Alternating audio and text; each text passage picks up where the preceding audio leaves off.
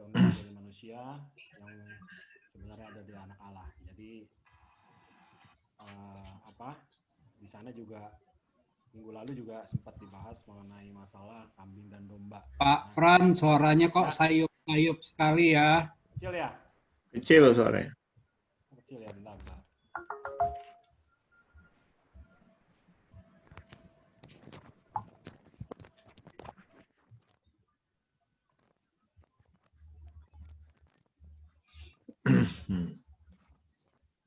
Dengeran nggak sekarang? Masih kurang sih. Kurang ya? Apa ya? Tapi sudah lebih mending dari.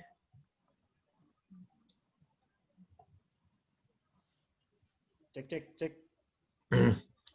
Apa sound ini ya?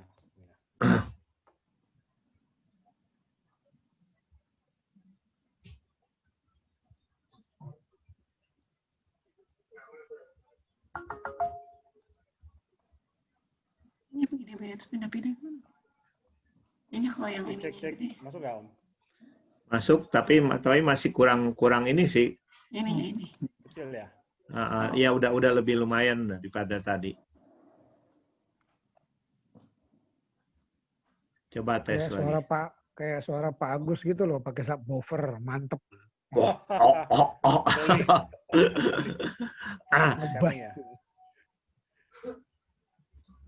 Coba dites lagi. Cek. Ya udah masih kurang, teman-teman. Dikit lagi kalau bisa. Dikit lagi, Pak. Cek. Ya, Kadang udah mantap. Masih teriak nih saya. Nggak apa-apa, kalau perlu di mic-nya ditelan dikit. Mantap.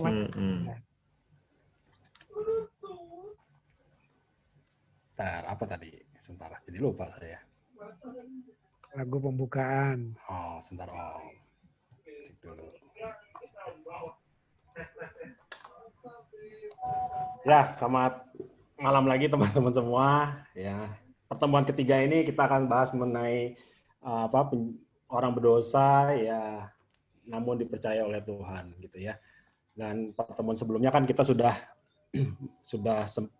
membahas Allah itu adalah kasih, di mana Allah itu kasih. Kita sebagai ciri khas umat Katolik kita juga harus mengasihi gitu ya. Kemudian di pertemuan kedua juga ada yang dibawakan oleh Bu Insan mengenai Yesus yang adalah anak manusia ya, yang adalah anak manusia juga ajak kerajaan surga. Jadi kita harus tetap untuk berserah kepadanya gitu kan, sebagai anak manusia. Kita juga semakin percaya bahwa ya dia adalah raja, tapi raja kerajaan surga ya, bukan raja kerajaan duniawi. Nah, maka pada pertemuan ketiga ini kita mau membicarakan mengenai kita sebagai orang berdosa, tapi kita mau dipercaya oleh Tuhan. Nah, untuk pengantar pembukaan sebelum kita masuk dan mengenai mendalam lebih mengenai perikopnya, mari kita dengarkan lagu dari Om Jimmy ya, Indah Rencanamu Tuhan. Berikut ini sebentar. Silakan di mute semua ya, teman-teman semua, Bapak Ibu.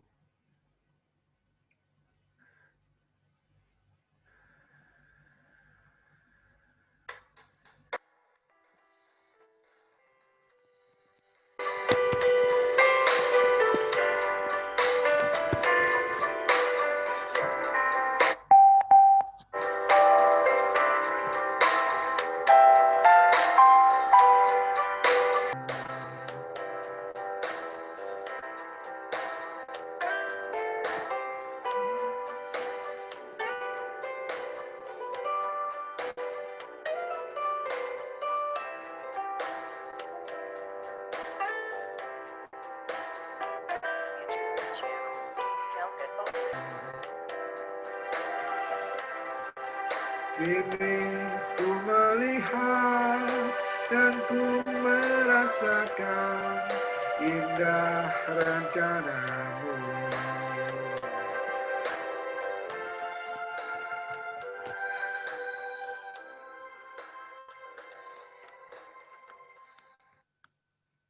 untuk doa pembukaan bisa Om Agus bisa memimpin doa untuk pembukaan. Ya, marilah kita berdoa. Dalam nama Bapa dan Putra dan Roh Kudus. Amin. Amin. Allah Bapa yang Maha Pengasih, kami bersyukur dalam segala kekurangan kami boleh memulai PKSN untuk pertemuan ketiga ini. Biarlah roh-Mu yang terus bekerja memimpin kami, memimpin anak-Mu Franz yang akan menjadi narasumber dalam pertemuan ini, memimpin kami demi pribadi agar kami pun mau dan berani men-sharingkan pengalaman iman kami akan Engkau. Tuhan, kami serahkan acara kami dari awal sampai akhir nanti ke dalam tangan-Mu. Berkuasalah, berkaryalah, dan bentuk kami. Amin. Dalam nama Bapa dan Putra dan Roh Kudus. Amin. Silakan, Frank. Baik, makasih Om. Shalom teman-teman. Jadi untuk tema kali ini ya dan pembahasan kali ini saya mengajak teman-teman semua ya untuk kita saling berbagi ya. Karena ini tujuannya kan dari pertemuan BKSN sebenarnya adalah untuk kita saling bukan untuk membandingkan salah atau benarnya, tapi kita melihat dari sisi dari teman-teman Bapak Ibu semua, gitu ya. Nah, tujuan dari baik akan saya buka sebentar.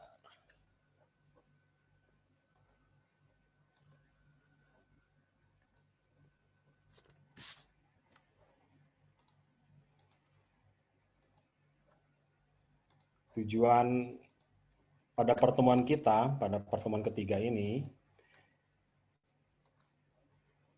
ya, kita akan bahas tema orang berdosa namun dipercaya oleh Tuhan. Nanti kita akan mendalami di Lukas 5 ayat 1 sampai dengan ayat 11 ya. Nah, tujuannya yaitu ada 3, Bapak Ibu semua. Pertama, ya, kita diharapkan adalah memahami bahwa Yesus itu adalah Allah yang hidup dan berkuasa ya.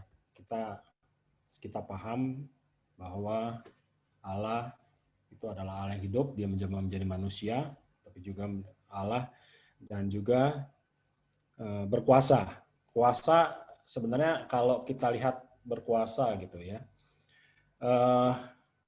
Kalau dalam pekerjaan atau kegiatan sehari-hari gitu, misalnya kita sebagai seorang pengusaha, kita kan berkuasa atas usaha yang kita jalankan gitu ya. Jadi kita mempunyai kehendak gitu ya, tapi sesuai dengan kehendak kita gitu kan.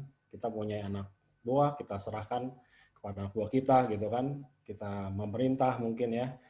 Nah, begitu juga mungkin kita sebagai atau teman-teman semua mungkin ya, sebagai guru atau sebagai orang tua mungkin gitu ya, itu juga akan melakukan hal kehendak dari kita gitu kan kepada misalnya sebagai orang tua ke anak-anak kita mungkin gitu ya. Nah ini Tuhan sendiri, Yesus sendiri juga kuasa, tapi berkuasanya atas seluruh isi dunia ini gitu loh, karena dia adalah anak Allah yang kita percaya gitu ya, sebagai anak Allah dia berkuasa. Ini kita juga bisa lihat ke kemahakuasanya itu sebenarnya di KGK Bapak Ibu semua. KGK itu adalah Katekismus Gereja Katolik, di mana itu merupakan ajaran Gereja Katolik ya. Salah satunya adalah di nomor yang 269, di situ dinyatakan bahwa Kitab Suci mengakui katanya berulang kali bahwa kekuasaan Allah menyangkut segala sesuatu. Ia dinamakan yang Maha Kuat Pelindung Israel, Tuhan semesta alam. Itu juga ada di Mazmur 4:24 ayat 10. Jaya dan perkasa itu di Mazmur juga 24 ayat 8.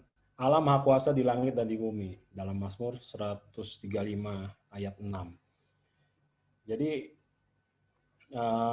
di poin yang lain disebutkan sebentar.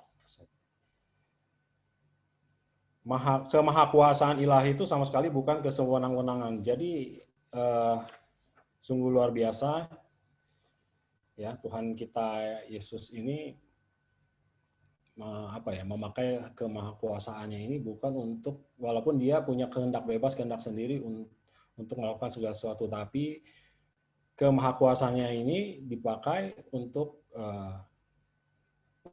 manusia, maksudnya untuk mengasihi manusia terutama, dan seluruh isi ciptaannya tentunya, terutama untuk manusia ya.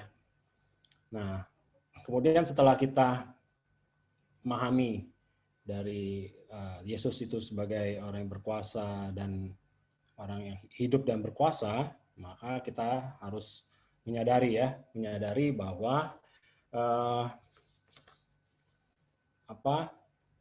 kita sebagai orang berdosa, ya, tapi kita dipercaya atau dipakai Tuhan, gitu loh. Kita dipercaya atau dipakai Tuhan untuk mewartakan kabar baik, yaitu kabar kasih kepada sesama kita. Gitu. Nah, saya mau tanya dulu nih ke Bapak Ibu semua. Saya mau tanya, apakah kita semua merasa berdosa nggak? Apa Bapak Ibu semua berdosa apa tidak ya? Coba. Atau gini deh, yang nggak merasa berdosa coba. Yang tidak merasa berdosa silakan angkat tangan coba. Oh, nggak ada ya. Semuanya merasa berdosa ya berarti ya. Baik. Dosa sebenarnya apa sih? Coba ada yang bisa bantu. Kenapa sih kita disebutnya manusia berdosa gitu? Teman-teman, mungkin Bapak Ibu mungkin ada yang bisa bantu. Coba. Ada yang bisa memberikan definisinya, dosa itu apa? Tidak. Dosa menurut, nih saya berdasarkan KGK aja, dosa menurut KGK 1849, dosa adalah satu pelanggaran terhadap akal budi, kebenaran, dan hati nurani yang baik. Gitu. Ya, jadi ya, dosa ini sebenarnya kalau kita pelajari atau kita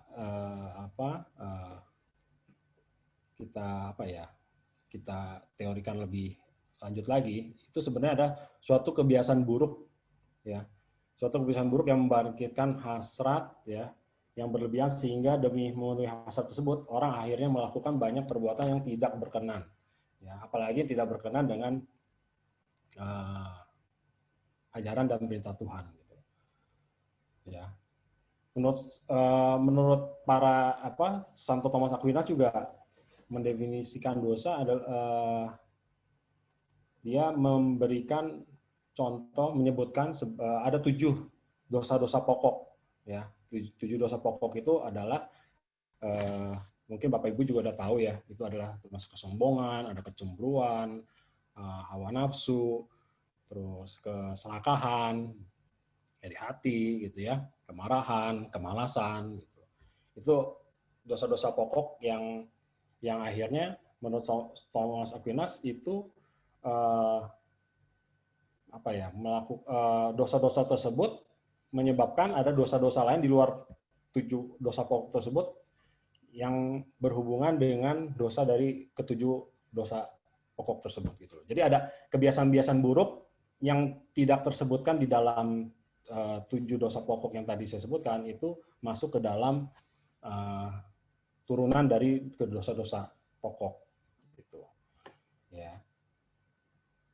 Kemudian tujuan yang setelah kita menyadari bahwa kita orang berdosa, terus kita juga tapi kita dipercaya oleh Tuhan gitu ya untuk mewartakan dan memberitakan kabar baik, maka tujuan yang ketiga adalah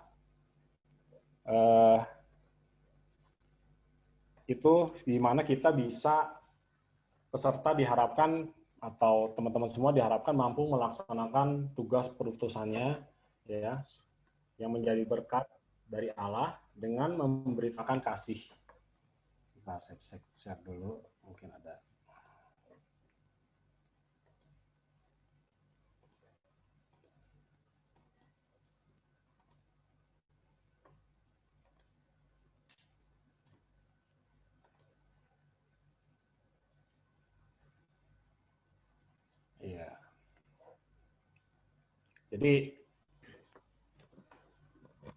Jadi kita dalam menyadari hal tersebut, namun kita percaya, mari kita diajak juga untuk melaksanakan tugas perutusan yang diberikan Tuhan kepada kita, gitu ya, untuk memberitakan kasih-Nya kepada sesama. Gitu. Nah, untuk lebih mendalami hal tersebut, mari kita coba buka, Bapak Ibu semua, di Lukas ya. Kita buka Lukas bab 5 ayat 1 sampai 11. Lukas bab 5 ayat 1 sampai 11. Coba. Ada yang bisa bantu saya untuk membaca kitab Lukas bab 5 ayat 1 sampai 11? Silakan.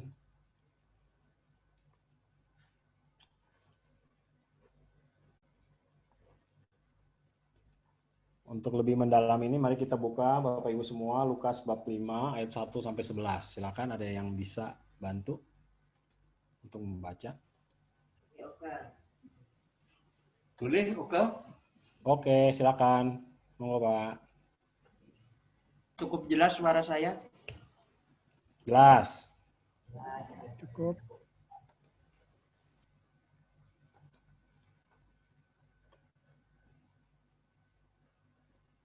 Di mute, Pak. Di unmute, Pak. Iya, sorry. Penjala ikan menjadi penjala manusia. Lukas bab 5 ayat 1 sampai 11. Pada suatu kali Yesus berdiri di pantai Danau Genesaret, sedang orang banyak mengurumuni Dia hendak mendengarkan firman Allah. Ia melihat 2 perahu di tepi pantai. Nelayan-nelayannya telah turun dan sedang membasuh jalannya.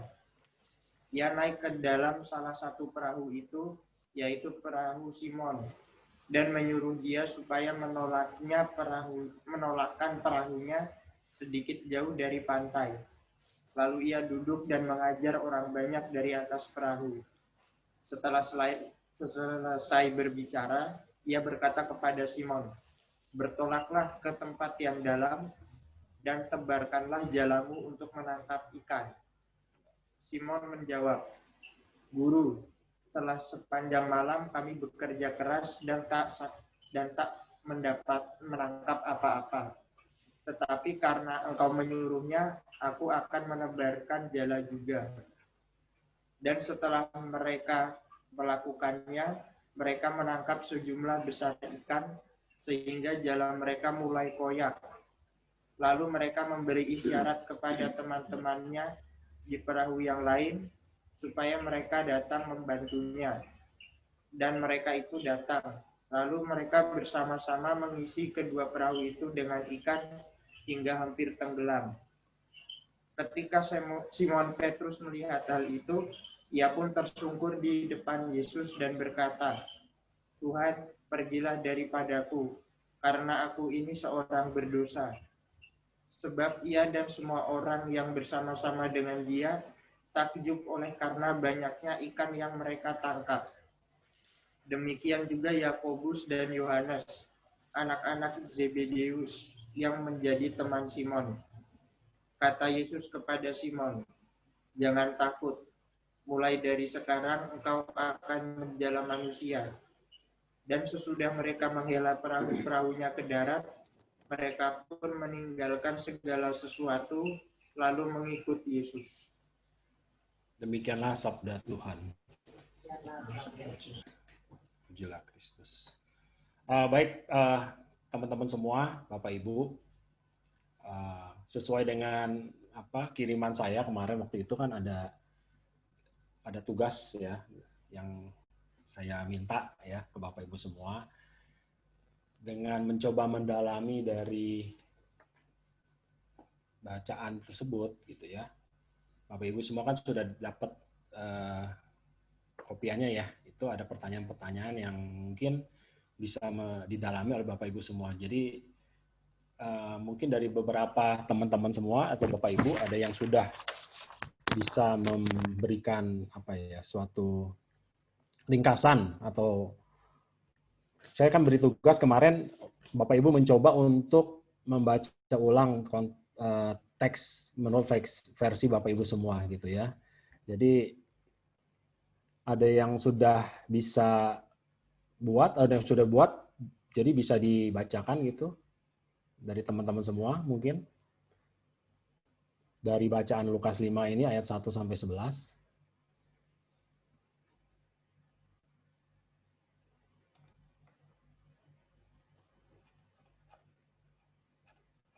Dari pendalaman ini Bapak Ibu semua kita bisa melihat ya dari pertanyaan-pertanyaan yang mungkin dari pendalaman yang saya berikan waktu itu di lewat WA ya.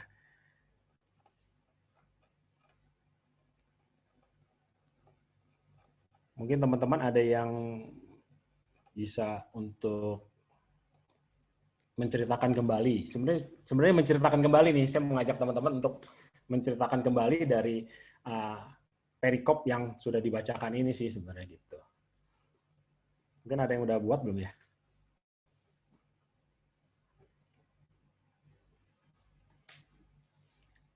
Mungkin kita renungkan beberapa menit ya Bapak Ibu ya. Kita renungkan dulu, coba kita lihat, kita baca ulang perikop ini, perikop bab 5 ayat 1 sampai 11 tersebut ya. Kita coba renungkan ulang ya. Kita coba.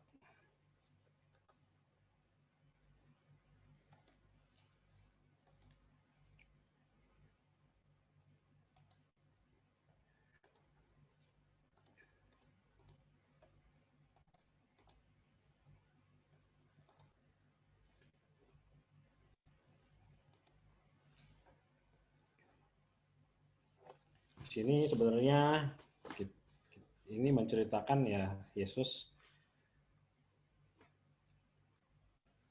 itu sedang ya. Jadi perikop ini itu dibagi menjadi 3 bagian sih sebenarnya teman-teman. Pertama, dia mengajar ya. Di ayat yang ke-1 sampai ke-3 ini Yesus mengajar gitu loh. Ya, kemudian di ayat berikutnya di ayat ke-4 sampai ke-7 ini mengenai penangkapan ikan gitu. Ada mujizat pada penangkapan ikan. Kemudian berakhir dengan di ayat 8 sampai 11 mengenai reaksi terhadap mujizat penangkapan ikan tersebut gitu. Ya, mungkin Bu Maria mungkin bisa memberikan satu ilustrasi.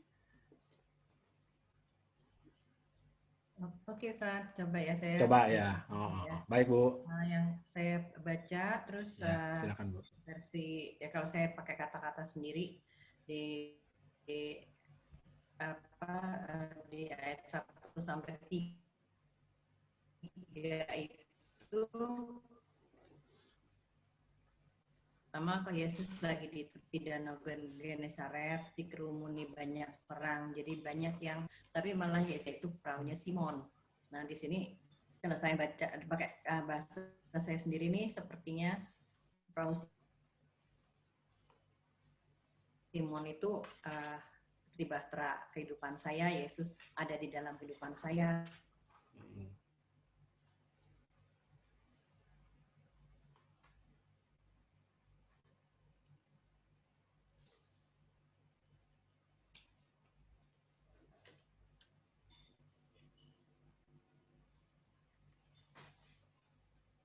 Terputus. Iya, putus. Ini udah tersambung lagi? Ya, oke, Bu. Oke, jadi saya lanjutin ya. Tadi ayat 1 sampai 3, Yesus ada dalam bahtera kehidupan saya. Nah, terus yang ayat 45, Yesus mengajar, tapi Yesus minta ke tempat yang agak dalam. Terus setelah saya mengajar, Yesus bilang, yuk tangkap ikan lagi gitu ya. Tapi Simon karena Yesus yang suruh, dia jadi nurut. Tapi sebenarnya dia ragu karena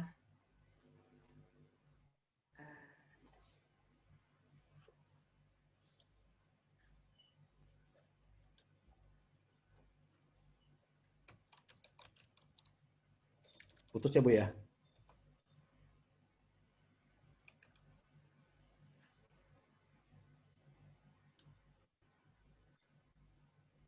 sorry keputusin, saya switch internet ini dulu ya, Frans. Saya ganti dulu ya. Ya, oke Bu. Keding- Ya, Switch internet dulu ya, sebentar ya. ya. Bapak Ibu, sebelum kita mendengar kembali dari Bu Maria ya, secara kontekstual nih, saya sudah mungkin kita melihat dulu secara konteksnya ya mengenai satu-satu ada beberapa hal yang mungkin ya sebagai pengetahuan kita aja gitu ya, bahwa Sorry ada yang konteks ini. Bahwa seperti Danau Genesaret itu sebenarnya adalah disebut juga Laut Galilea gitu loh oleh orang Yahudi. Jadi kebetulan di Genesaret ini bermukim penduduk yang bermata pencarian juga tentunya nelayan ya. Maka disebut juga adalah Danau Genesaret atau juga disebut juga Danau Tiberias di Yohanes 6 ayat 1. Ya, dalam beberapa pengarang Injil juga menyebutkan beberapa danau itu berbeda ya. Tapi orang Yahudi kadang menyebutkan bahwa danau itu sebagai laut gitu loh. Ya, karena luas dan lebar dan dalam, maka mereka menyebutnya biasanya adalah laut. Itu sama saja. Kemudian kontekstual lainnya seperti jala atau jaring yang dipakai oleh nelayan. Ya. Kalau definisi jala ya mungkin yang saya dapat ya, Bapak Ibu juga bisa mungkin dapatkan di cari di Wikipedia juga bisa ya.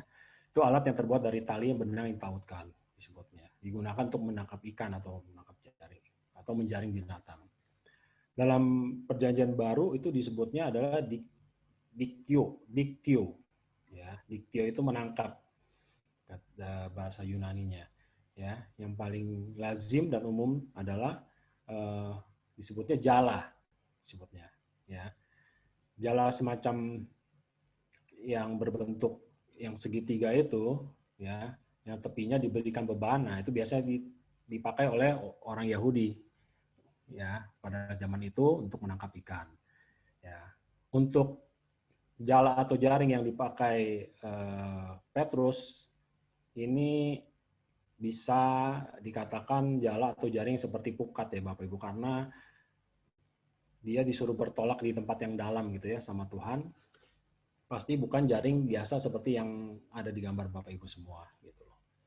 Jalannya pasti seperti pukat yang kalau para nelayan besar menangkap ikan.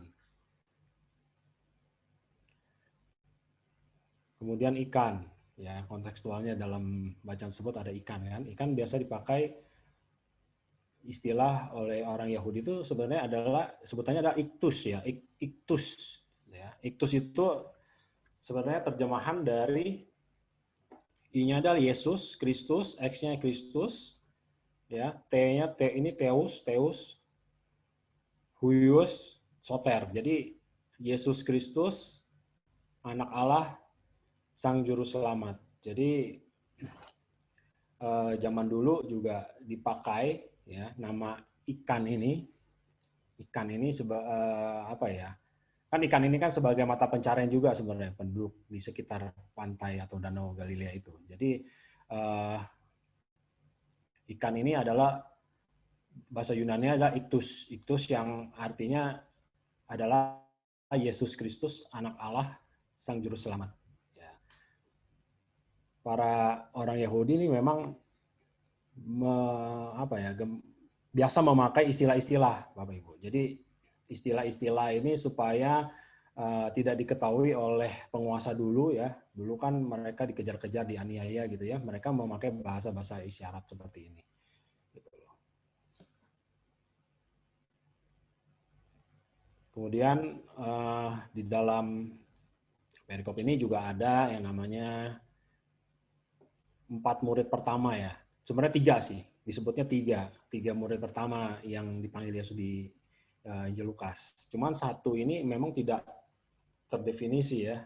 Itu dikatakan mereka soalnya pada saat itu. Yang murid-murid tersebut adalah Simon disebut dalam Ibrani disebut Kefas ya, dalam 1 Korintus 1 ayat 12 dan juga 9 ayat 5. Kemudian dalam Yunani yang artinya batu karang, Simon Petrus adalah putra Yunus. Ya. Jadi ini Bapak Ibu ya cuma pengetahuan, jadi Bapak Ibu bisa lihat ya, nanti akan saya berikan juga materinya. Kemudian ada Yakobus dan Yohanes di Injil Lukas tersebut yang ikut membantu Petrus dalam mengambil atau ikannya ya pada saat Petrus dan temannya itu atau saudaranya itu mereka tidak mampu untuk mengangkat ikan, mereka minta bantuan dari Yakobus dan Yohanes ya. Mereka juga ada nelayan keluarga dari putra dari Zebedius. Nah, mereka ini dalam Lukas ayat 5, mereka ini kemungkinan yang bersama Simon adalah Andreas. Ya, Andreas adalah saudara kandung Simon yang tinggal bersama-sama dengan Andreas. Nah, di Injil Matius dan Markus pun disebutkan pada saat Yesus memanggil murid yang pertama gitu ya, ada Andreas juga di sana. Jadi dalam Lukas ini memang tidak disebutkan bahwa Andreas tersebut, yang mereka tersebut adalah ya kemungkinan besar ada Andreas gitu. Baik Ibu Maria gimana? Sudah bisa Bu? Bu Maria? Ya, udah kedengeran Hans? Bisa? Oh, udah bisa? Oke. Oh, silakan. Iya. Saya lanjutin ya tadi. Ya. Sampai Yesus minta Simon nangkep ikan lagi, nebar jala.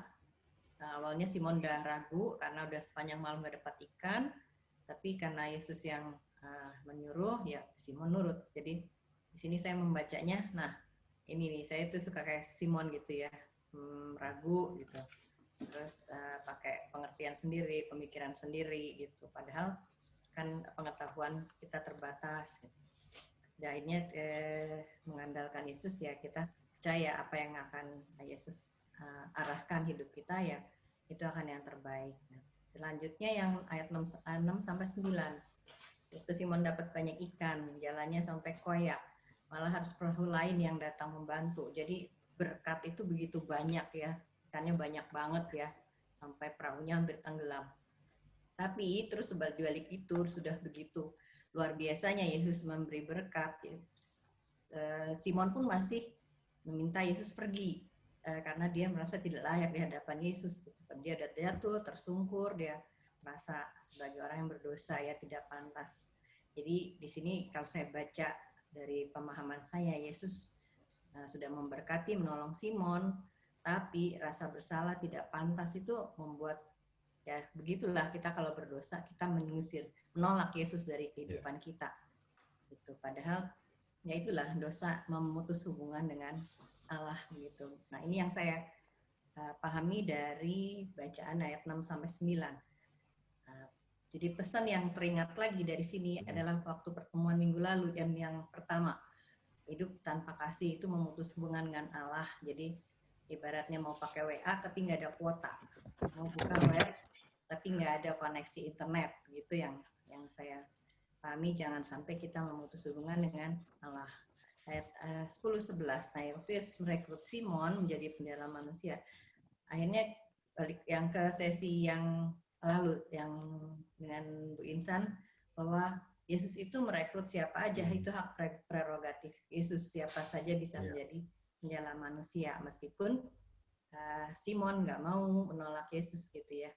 Nah itu yang secara garis besar saya tangkap dari pembacaan itu ayat yang perikop ini Lukas 5. Begitu, terima kasih itu aja Mas. Oke, makasih Bu carinya. Mungkin teman-teman mungkin ada yang punya pendapat lain, teman-teman silakan Bapak Ibu.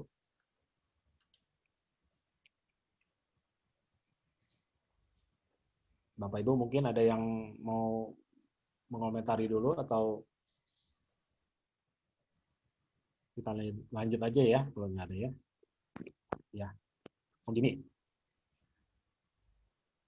Lanjut dulu aja dulu Franz. Oke. Jadi Bapak Ibu semua, itu kan pertanyaan-pertanyaan mengenai pendalaman tersebut yang kita dalami, ya itu yang disampaikan oleh Ibu Maria, gitu ya.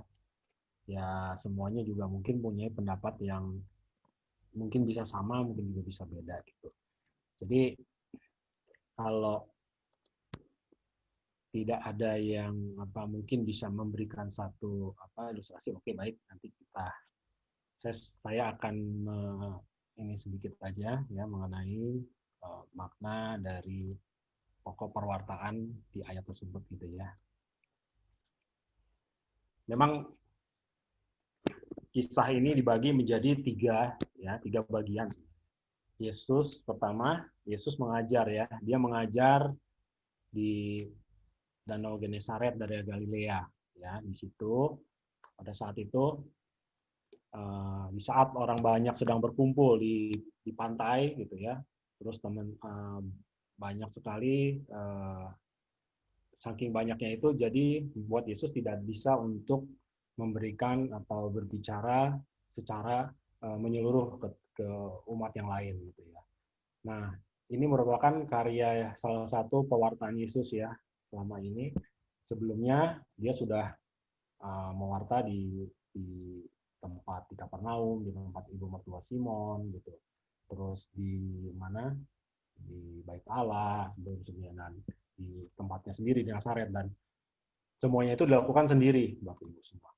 Ya, semua itu dilakukan sendiri di mana dia belum memanggil para rasul kayak Simon dan kawan-kawannya. Jadi kisah pada saat yang pertama tersebut, bagian pertama tersebut, ini Yesus mengajarkan firman Allah, ya berarti firman berasal dari Allah karena dia anak Allah gitu ya. Bapak Ibu semua kita setuju bahwa dia adalah Allah. Kemudian pada saat karena begitu banyak orang di pantai gitu ya mengerumuni dia, jadi dia mencari perahu yang dapat dipakai oleh dia untuk agak sedikit menjauh supaya dapat para umat yang datang, yang hadir di sana itu dapat mendengar Yesus yang mewartakan firman Allah. Gitu. Jadi akhirnya dia menemukan dua perahu, gitu kan? Dia melihat yang perahu tersebut, dia tidak tahu yang ternyata adalah salah satunya ialah perahu dari Simon, perahu Simon. Nah, di situ kita lihat kembali ya, dia melihat perahu Simon yang telah habis dari melaut di malam hari, dia pulang, dia sedang membasuh atau membersihkan jala-jalanya, merapikan gitu ya. Dia memilih perahu Simon, lalu dia di ayat ketiga tersebut dia naik ke perahu Simon, menyuruh dia mendorong perahu sedikit jauh dari pantai, lalu ia duduk dan mengajak orang banyak di atas perahu. Nah, kemudian setelah itu, setelah selesai, memang itu tidak diceritakan lebih lanjut mengenai para umat ya. Nah, selama di dalam perahu di kapal Simon, perahu Simon, kemudian Yesus meminta ya, di ayat berikutnya kita lihat di ayat keempat ya, Bapak Ibu semua. Dia berkata kepada Simon, dia suruh bertolaklah kamu ke tempat yang dalam dan tebarkanlah jalamu untuk menangkap ikan. Nah, ini pasti kan Simon menjawab gitu, guru kata Simon gitu kan, di sini katakan. Setelah sepanjang malam kami bekerja keras, kami tidak menangkap apa-apa, tapi karena perkataanmu itu, aku akan menebarkan jala itu juga.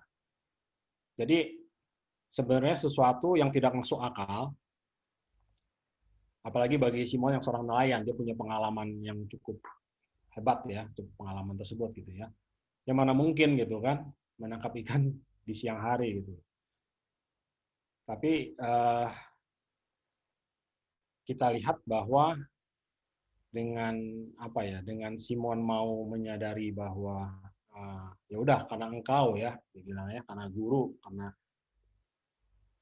engkau ya, tapi karena perkataanmu aku akan menebarkan jala itu juga. Jadi sebenarnya perasaan tersebut mungkin bagi kita gitu ya, kita seperti Simon, kita merasa ada keterpaksaan gitu. Ya udah terpaksa deh karena guru itu ada orang yang dihormati gitu ya pada saat itu di sana pada zaman dulu.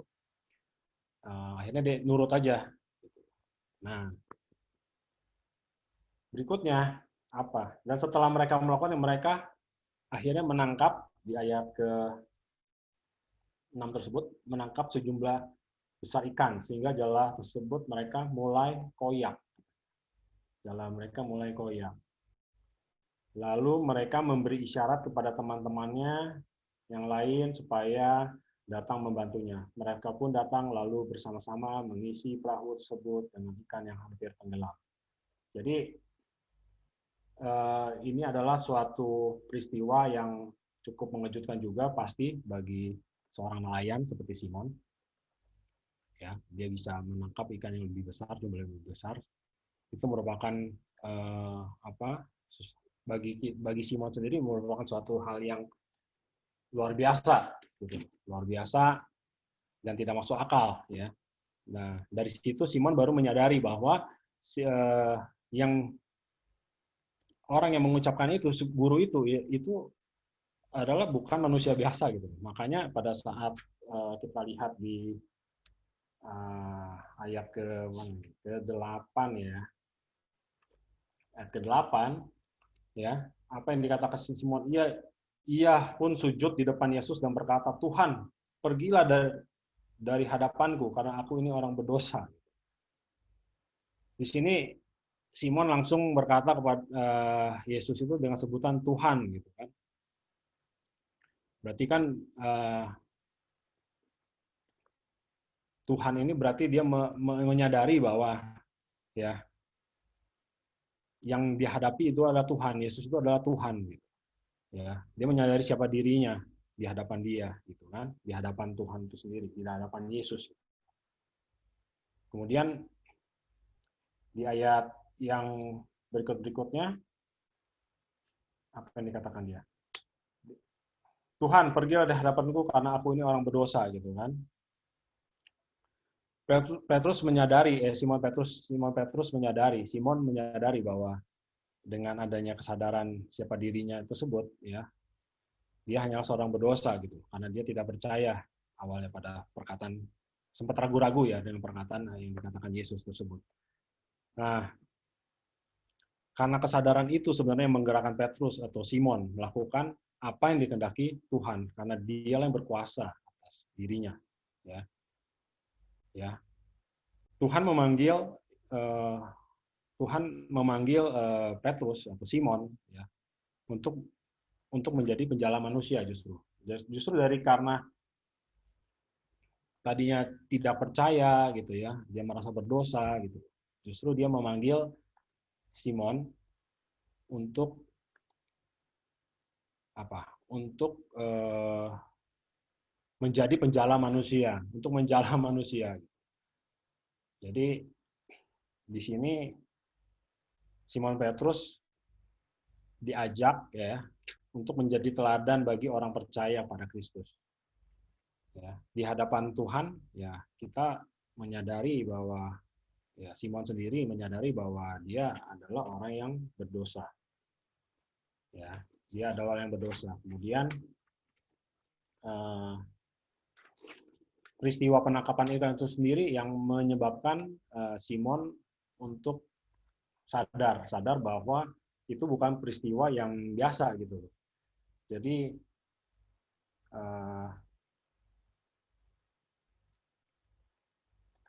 peristiwa-peristiwa tersebut ya yang membuat Simon akhirnya sadar bahwa Yesus adalah Tuhan, makanya dia memanggil dari guru akhirnya menjadi memanggil dengan nama Tuhan.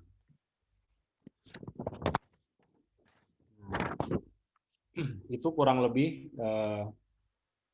teman-teman semua mengenai isi perikop dari Lukas 5 ayat 1 sampai 11. mari kita mau coba lebih dalam lagi, ya. Kita mau memahami dari isi perikop tersebut apa yang mau menjadi pesan yang ingin disampaikan kepada kita, ya.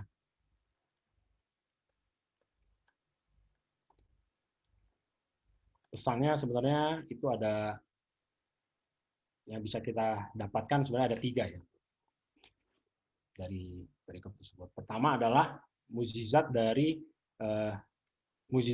Yesus sendiri, yang mukjizat yang penangkapan ikan tersebut gitu. Mukjizat penangkapan ikan ini kan dialami oleh Simon Petrus, ya Bapak Ibu, menunjukkan bahwa Tuhan Yesus itu adalah Tuhan yang maha kuasa gitu. Jadi sebagai Tuhan yang maha kuasa, berkuasa, Dia tentu juga berkuasa untuk memerintahkan semua alam, ya, termasuk ya alam itu maksudnya ciptaannya semua gitu. Ya. Karena Dia yang menciptakan, kalau kita lihat dalam Perjanjian Lama gitu kan, Dia menciptakan alam dan isinya gitu ya. Nah, maka hal yang tersebut ini, hal penangkapan ikan ini pun juga merupakan salah satu kemahakuasaan dari Tuhan sendiri. Gitu ya. Terus di hadapan Tuhan yang Maha Kuasa, Simon menyadari ya siapa dirinya. Tadi seperti dikatakan oleh dia sujud di depan Yesus, lalu berkata, Tuhan pergilah dari hadapanku karena aku ini orang berdosa. Karena kita seringkali mengendalikan kekuatan atau kepintaran kita dalam segala hal, ya, dalam segala keberhasilan kita. Padahal semuanya adalah campur tangan Tuhan Allah yang dalam hidup kita. Ya. Kedua, kita diajak juga untuk melakukan pertobatan secara sadar dan sungguh, sama seperti Simon ya. Itu merupakan kabar sukacita sebenarnya bagi umat Allah sendiri, bagi Tuhan sendiri gitu ya. Banyak orang yang bertobat, berbalik dan percaya kepada Tuhan. Nah, supaya kita menjadi lahir baru dan selamat menerima kerajaan Allah. Jadi pertobatan itu sendiri ya, pertobatan itu sendiri mengajak kita, Bapak Ibu semua yang percaya kepada Tuhan, untuk kita lahir baru, supaya dengan lahir baru kita bisa selamat dan menerima kerajaan Allah. Lahir baru ini ya dengan pertobatan tidak mengulangi segala perbuatan kita yang melanggar perintah Tuhan. Kemudian pesan yang disampaikan lagi adalah Tuhan meminta Simon untuk mengikuti Dia dan menjadikan penjala manusia. Ya. Jadi Tuhan Yesus sendiri mempercayakan tugas ya kepada Simon, kepada kita nih sebenarnya, untuk memberitakan karya keselamatan yang dikerjakannya untuk manusia. Jadi ada perubahan ya, transformasi ya. Kalau kita lihat tadi di ayat keberapa ya? Ayat ke-8 ya, Bapak Ibu, itu dikatakan ketika Simon Petrus. Jadi dari Simon ke Simon Petrus itu ada transformasi maksudnya perubahan dalam hidup ya. Yang menjadi seseorang dalam hidup ya, yang menjadikan seseorang itu menghadirkan Allah yang kudus ya, kita percaya gitu kan, kita mau menghadirkan Allah yang kudus dan setia ya dalam hidup kita dan pribadi kita. Makanya kita dipercaya oleh Tuhan untuk menjadi penjala manusia ya. Menjadi penjala manusia berarti apa? Kita bisa melakukan atau menjadi anak Allah ya dalam pekerjaan kita gitu. Menjadi dalam bidang pekerjaan kita, misalnya dalam keseharian hidup kita gitu. Dalam kita misalnya kita berkeluarga gitu ya. Kita menjadi contoh yang baik gitu dalam hidup berkeluarga, terus mungkin juga kaum selibat misalnya menjalankan imamatnya gitu kan dengan baik. Terus misalnya juga tenaga medis misalnya ya, menjadi karyawan, pengusaha gitu ya. Menjadi pengusaha misalnya tidak melakukan kecurangan atau korupsi gitu dalam membayar pajak misalnya gitu kan. Dalam menjadi karyawan juga mungkin contohnya ya, kita sebagai karyawan ya bekerja dengan baik gitu loh, bekerja tanpa menghitung-hitung waktu gitu kan, tidak melihat kita melihat seperti bekerja tapi malah kita main medsos gitu kan, kita malah lihat-lihat yang lain gitu. Begitu juga sebagai pelajar gitu kan, pelajar tugasnya untuk ilmu gitu kan, ya kita tentunya tidak boleh nyontek gitu ya.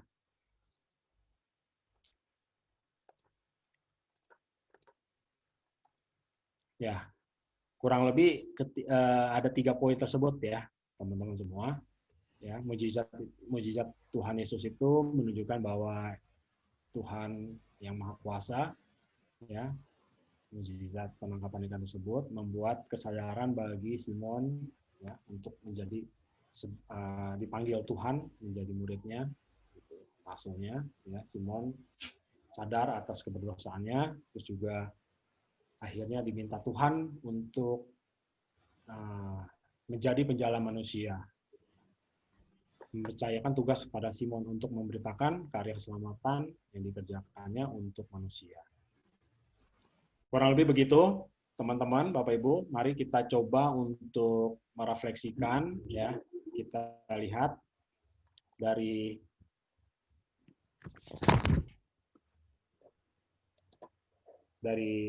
hasil pendalaman kita yang maknai dari perikop tersebut. Ya, ini ada beberapa pertanyaan yang mungkin sudah akan saya share ya, yang saya sudah siapkan, mungkin sebentar akan saya share. Kita lihat sebentar.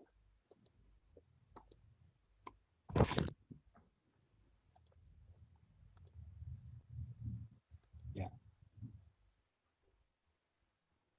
Sedikit pertanyaan buat sharing permenungan kita, Bapak Ibu.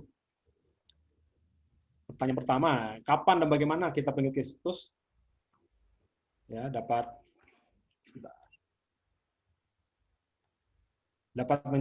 menyadari bahwa Allah itu Maha Kuasa. Ya. Ya, teman-teman mungkin ada yang mau share dulu. Pertanyaan pertama ini ada 4 pertanyaan ya. Mungkin waktu kita masih sampai jam 9 ya, Bapak Ibu ya. Jadi masih ada waktu sekitar 20 menit. Mungkin teman-teman ada yang bisa atau mau sharing, silakan. Ini pertanyaan pertama untuk membangun niat kita untuk kehidupan kita ya. Kapan dan bagaimana kita sebagai pengikut Kristus dapat menyadari bahwa Allah itu Maha Kuasa dalam keadaan apa? Silakan.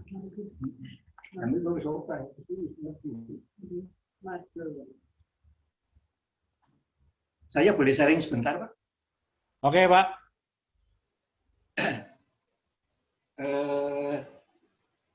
Kalau kita lihat bacaan itu tadi, memang Yesus habis mengajar, lalu langsung peristiwa dengan Petrus, ya. Dengan Petrus langsung dengan masalah ikan dan jala. Tapi sebelumnya Yesus mengajar. Peristiwa ini belum terlampau lama dari peristiwa ketika Yesus selesai berpuasa. Yesus berangkat ke Galilea, lalu ke Nazaret, kembali ke Galilea, dan Kapernaum itu salah satu kota di Galilea. Persis sebelum ini, itu Yesus menyembuhkan ibu mertua Petrus. Jadi pada waktu itu Petrus sudah mulai ada tambah-tambah siapakah orang ini itu sudah mulai. Lalu Yesus juga pada waktu di Nazaret itu ajarannya begitu luar biasa. Begitu luar biasa. Nah, saya rasa memang Petrus sedikit demi sedikit juga dituntun Tuhan. Ya, dengan melihat ibu mertuanya yang demam itu lalu kemudian sembuh. Tetapi baru malam ini saya melihat bahwa memang Yesus waktu itu belum punya murid yang betul-betul. Kayaknya baru merekrut sedikit-sedikit gitu. Nah, kalau saya kaitkan dengan Allah yang Maha Kasih dan yang disampaikan pertemuan kedua Bu Insan itu tentang anak manusia.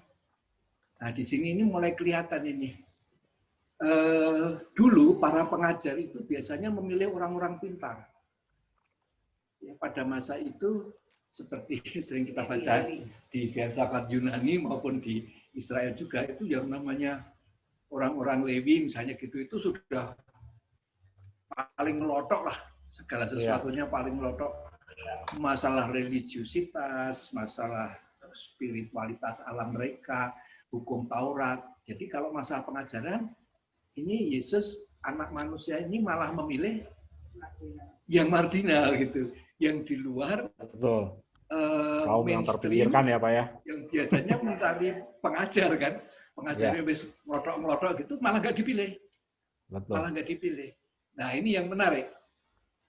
Yesus memilih penjala ikan yang pada waktu itu memang itu mungkin sekitar kelas menengah ya, kelas menengah lah. Penjala yang kalau yang punya ya seperti bapaknya Andreas itu kan disebutkan punya kapal ya. Pengusaha ya Pak ya itu ya. Nah, pengusaha kapal ya, pengusaha ikan lah paling tidak, agak kaya dikit. Kalau Petrus ini mungkin tidak terlampau kaya karena di kapalnya juga nggak pakai celana gitu kan ya. Jadi kira-kira. Tetapi yang menarik menurut saya, anak manusia ini memang memilih anak manusia, yaitu orang-orang terendah. Saya merasa pilihan Yesus ini mengingatkan kita bahwa kita semua tanpa kecuali di layer manapun diutus. Ya, diutus. Ini yang menurut saya sangat di luar dugaan. Ya, sangat di luar dugaan. Jadi mesianitas yang dipikirkan oleh orang Yahudi sangat berbeda dengan mesianitas yang real. Betul. Yang dijalankan oleh Yesus ini. Beda sekali. Lalu mujizat yang dipakai itu memang mujizat yang sesuai dengan pekerjaan Petrus. Ya. Nah, kalau tadi pertanyaan yang terakhir dikatakan, saya rasa mujizat itu ya datangnya dari mungkin dari pekerjaan kita juga. Gitu. Oh. Ya. Tidak usah menunggu mujizat itu orang sakit ditumpangi tangan terus sembuh, tidak harus seperti itu. Mujizat itu bisa saya setengah mati mencari order nggak dapat, tiba-tiba Tuhan membukakan dan seperti tidak ada yang bisa menahan, misalnya seperti itu ya. Bahkan itu bertabrakan dengan orang-orang yang luar biasa, Tuhan milih saya, misalnya seperti itu. Itu menurut saya mujizat karena menjadikan saya malu bahwa untuk mengatakan saya menang bersaing itu malu saya. Karena rasanya lebih banyak untung-untungannya gitu misalnya. Jadi mujizat Yesus pasti dekat dengan apa yang di pelupuk mata kita.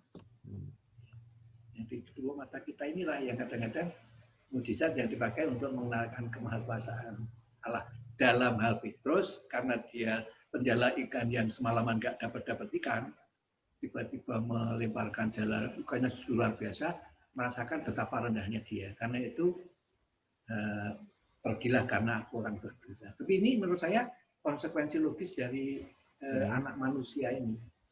Kasihkan anak manusia yang betul-betul di luar dugaan, bukan mencari orang Lewi dan orang-orang Farisi, tapi yang dicari penjala ikan yang nggak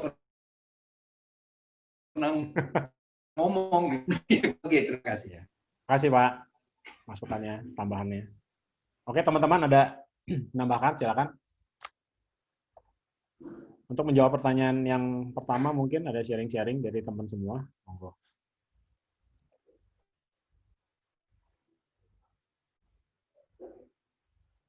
Kapan dan bagaimana pengikut Kristus dapat menyadari bahwa Allah itu Maha Kuasa?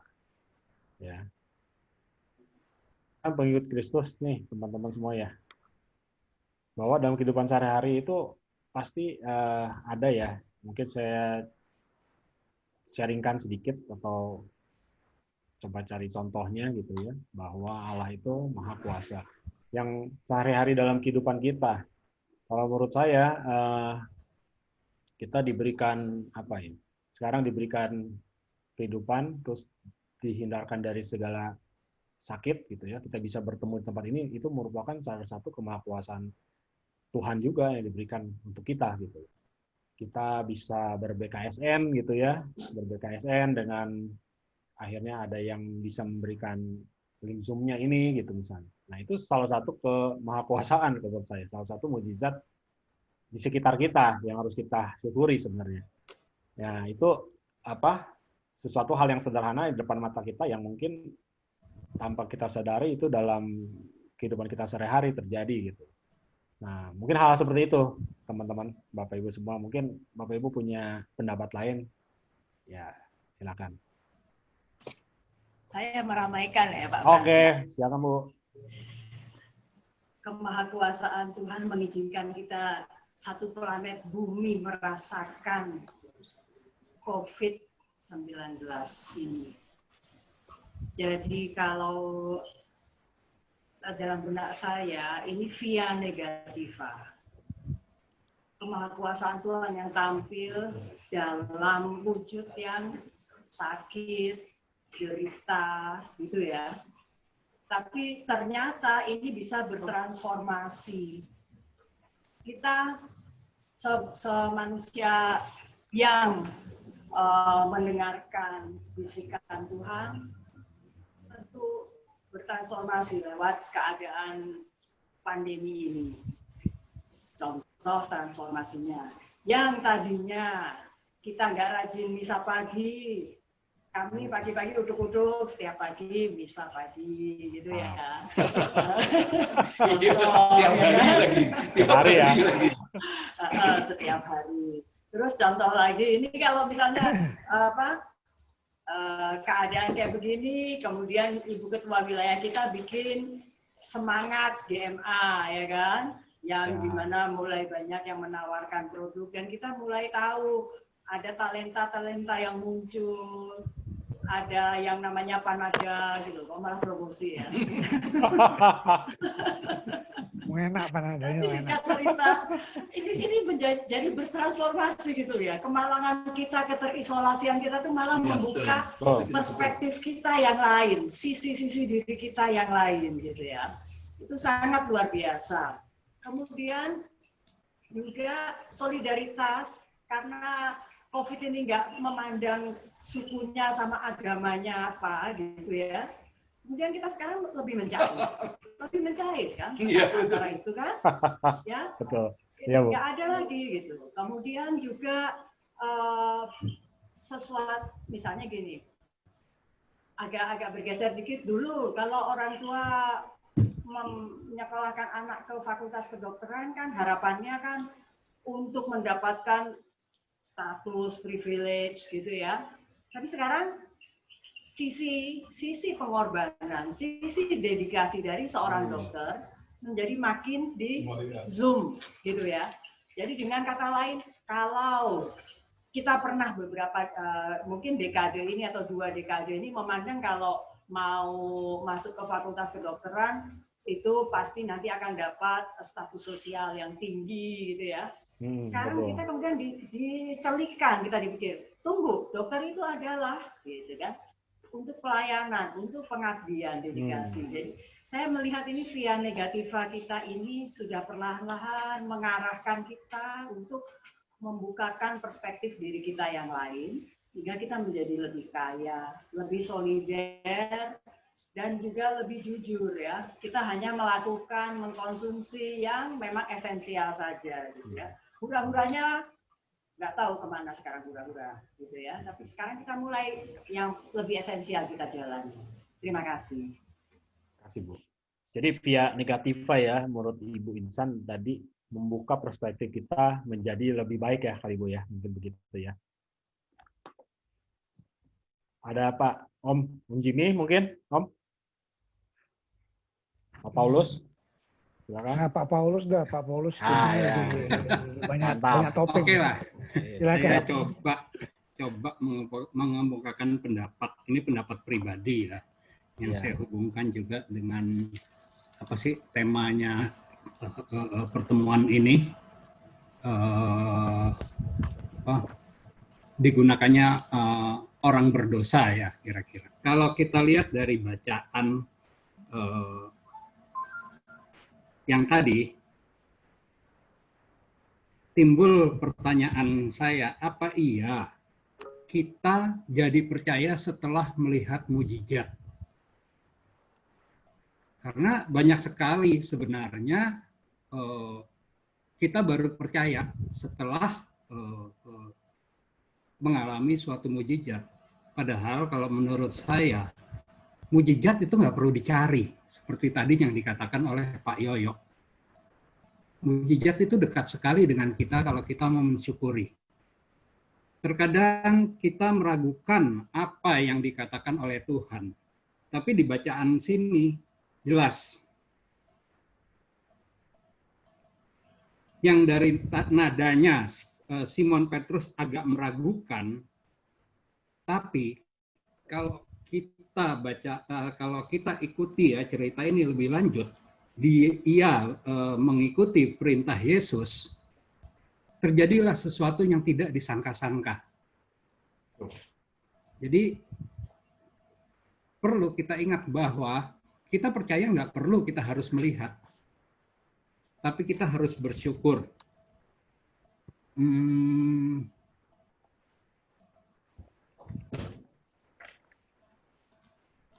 Hal yang lain lagi yang perlu ya kita semua ingat, supaya kita ingat bahwa katanya kita mesti berdoa. Tapi banyak sekali doa-doa kita itu sifatnya minta hal-hal yang duniawi. Nah, kalau dari bacaan ini kita lihat Petrus itu menjala ikan untuk menyelamatkan terutama mungkin dirinya dan keluarganya untuk menyelamatkan nyawanya. Karena ikan itu mungkin bersifat ekonomis, dijual untuk mencukupi kebutuhan keluarganya. Tapi dengan dipilihnya Petrus oleh Yesus yang katanya untuk menjala manusia, itu saya artikan itu untuk menyelamatkan jiwa-jiwa manusia. Jadi sebenarnya sama, tujuannya menyelamatkan, tapi pekerjaannya untuk menyelamatkan nyawa, sedangkan dipilih oleh Yesus itu untuk menyelamatkan jiwa. Ya, jiwa ini mungkin lebih banyak hubungan dengan yang bersifat rohani atau surgawi. Saya rasa itu aja pendapat saya dari bacaan ini. Oke, makasih Pak. Yang lain mungkin dari teman-teman, Om, Jimmy? Lanjut, udah lengkap banget kayaknya. Oh, mantap ya. Oke, Mantap. kita lanjut ke refleksi yang kedua ya. Bagaimana seharusnya sikap kita, ya, manusia berdosa di hadapan Allah yang Maha Kuasa? Bagaimana sikap Allah terhadap manusia yang berdosa? Jadi ada dua pertanyaan. Bagaimana, ya, seharusnya sikap kita bagi orang berdosa di hadapan Allah yang Maha Kuasa, dan bagaimana sikap Allah sendiri, ya, terhadap manusia yang berdosa seperti kita. Monggo, ditunggu dari yang belum, mungkin yang belum di unmute nih, silakan. Belum ini pada kesempatan kali ini bisa mungkin memberikan sedikit sharingnya. Ci Eva mungkin, Ci.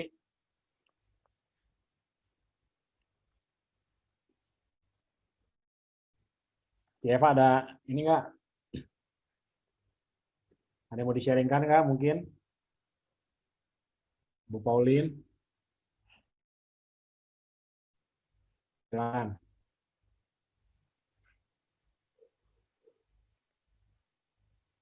Ya, Bu Pauline, ya senyum-senyum aja, kayaknya banyak tuh sharing-sharingnya nih kayaknya. Monggo, Bu Pauline silakan ya. Yuk. Kita di sini sama-sama belajar ya, Ibu. Jadi nggak apa-apa, itu kan pendapat dari Ibu gitu ya. Nah, jadi kita juga mau belajar juga gitu. Ya, mungkin sikap kita sebagai orang berdosa ya kepada Tuhan ya kita harus tetap percaya ya menurut saya. Walaupun memang kadang kita ragu ya saya sendiri juga ngalamin, maksudnya sempet nggak ragu lah dalam menghadapi masalah atau apa, tapi ternyata tanpa saya sadarin itu berlalu begitu saja gitu. Ternyata Tuhan istilahnya walaupun kita ragu tetap bekerja dalam diri kita. Nah, itulah kita orang berdosa yang nggak luput dari keraguan ya dalam menghadapi masalah kehidupan, apalagi saat-saat seperti ini. Tapi Tuhan walaupun memang kita orang berdosa, Dia tetap bimbing kita terus, tuntunlah ke walaupun kita ada keraguan dalam menjalankannya gitu. Itu sih Pak. Ya. Sekarang bagaimana mengatasi keraguan itu ya Bu Pauline ya? Iya. Keraguan itu yang Ya harus memang ya makanya keraguan itu ya kadang saat-saat kita mungkin agak jauh dari Tuhan, kita pasti keraguan itu pasti banyak muncul. Tapi sama asal kita terus mau istilahnya dekat sama Tuhan, mungkin dengan sharing seperti ini, atau kita juga bukan cuma berdoa yang dibilang bukan berdoa untuk diri sendiri, mungkin ada saling menguatkan sehingga kita bisa lebih yakin. Walaupun keraguan itu atau kekhawatiran ya sering muncul di diri manusia, mungkin manusiawi ya. Iya, betul. Gitu. Tapi Tuhan nggak pernah ninggalin kita, yang saya rasakan sih itu. Walaupun merasa sulit sekali, tapi tetap terus berjalan dari hari ke hari. Itu aja kali ya. Itu aja Bu. Iya. Terima kasih. Terima kasih Bu Pauline. Ada lagi? Ya. Mungkin satu lagi. Citris. Silakan sih. Enggak, belum.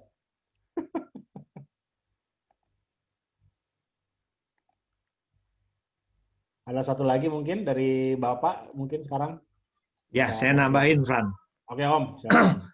Ya, jadi tadi yang diceritakan Bu Pauline kan kita sering khawatir, ragu-ragu. Nah, itu tadi juga dialami oleh Petrus.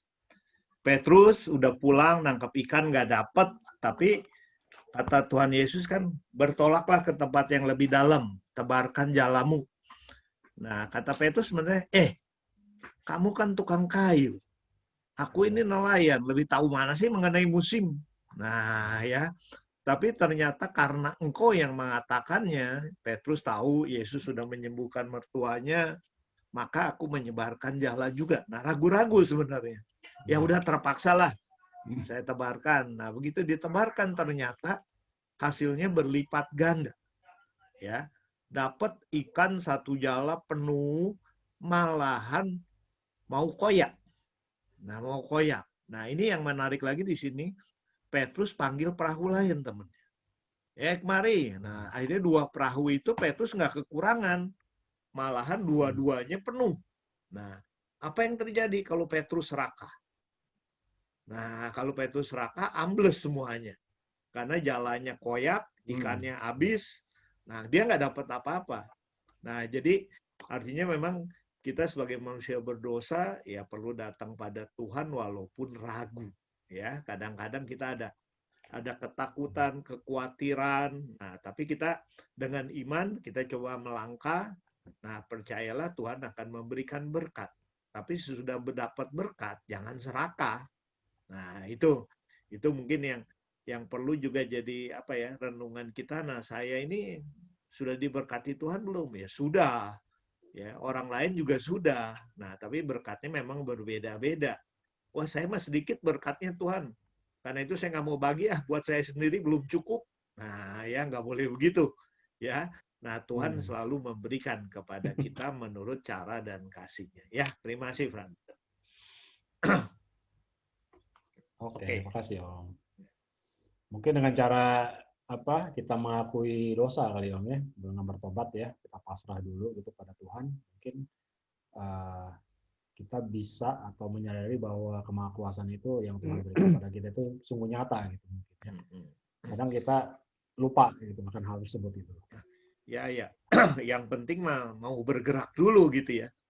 Ya, Iya. begitu ada ini, kalau Iya. kita diam aja, kata Tuhan itu, ayo bertolak ke teman, takut Tuhan, udah capek, mau pulang tidur. Ya nggak dapat apa-apa. Ya, gitu. Padahal sedikit lagi di depan sana ada harta yang terpendam gitu ya. Iya. Nah, di tengah keraguan ya kita perlu punya iman gitu ya. Iman. Oke. Lanjut pertanyaan kita lanjut ke pertanyaan ketiga ya, bahan refleksi kita, Bapak Ibu.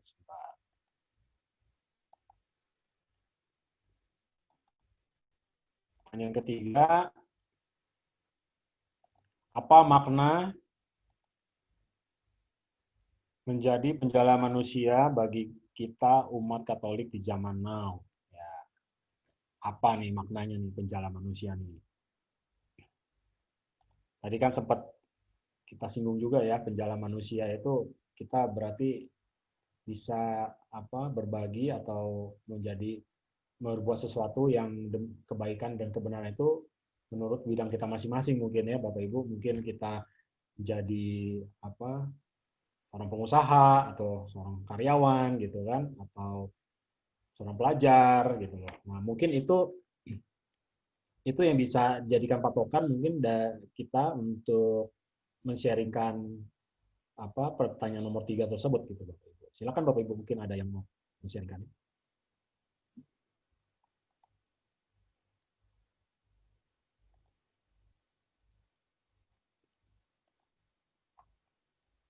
Om Jim mungkin Om?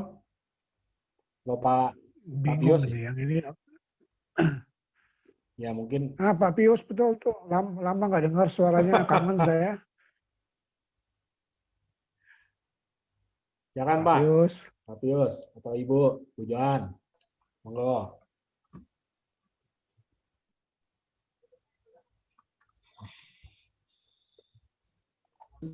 Halo? Ya, tes. siap. Masuk Pak. Kedengaran suaranya? Sip. Masuk udah. Ya, menjadi penjala manusia, ya kita tentunya kita sekarang kita terpilih ya menjadi orang Katolik. Terus kemudian berarti kita juga mempunyai kewajiban sebagai, kalau kita biasa, Simon ini juga kan menjadi rasul. Nah, otomatis kita sebagai umat Katolik juga diharuskan dan diharapkan menjadi rasul juga. Dan di sini Simon itu terpilih dan dipilih. Demikian kita juga menjadi Katolik ini juga kita terpilih oleh Tuhan. Jadi kita sebagai wujud bahwa sebagai rasul kita juga menjadi pelayan untuk bagi sesama kita. Ya, yang saya tangkap sih selama